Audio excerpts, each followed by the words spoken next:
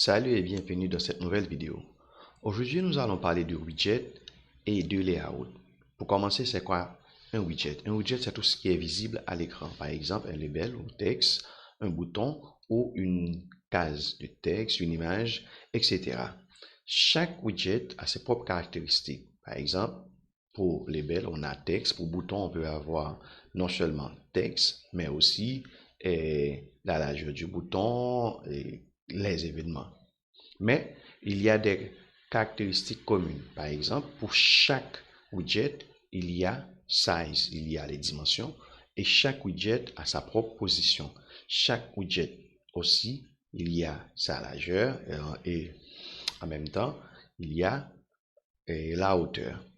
On a size int qui est la dimension relative. On a size, il faut donner la dimension en pixels, la dimension exacte. Mais size int, c'est la dimension relative. On n'a pas besoin de spécifier exactement en pixels, mais on peut donner une estimation. Pose int, on a position. C'est il faut donner la position exacte, mais pose int, il faut donner la position relative. Pas besoin de spécifier exactement, mais on peut donner une approximation. On a maintenant les layouts. C'est quoi les layouts? Un layout, pour commencer, c'est un container de widgets. Donc, les widgets, les boutons, les labels et autres, pour qu'ils s'affichent, ils doivent être dans un container. Et le container, c'est le layout.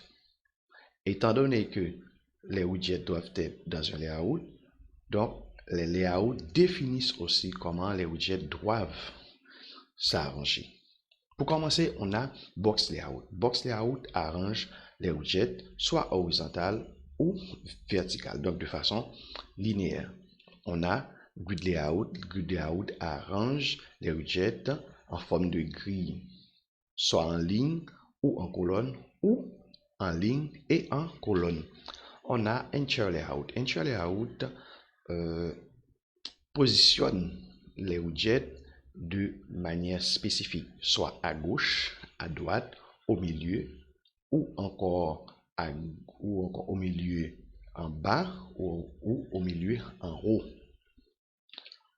On a Float Layout. Pour Float Layout, il n'y a pas de restriction. On peut positionner les widgets un peu partout. On a Page Layout.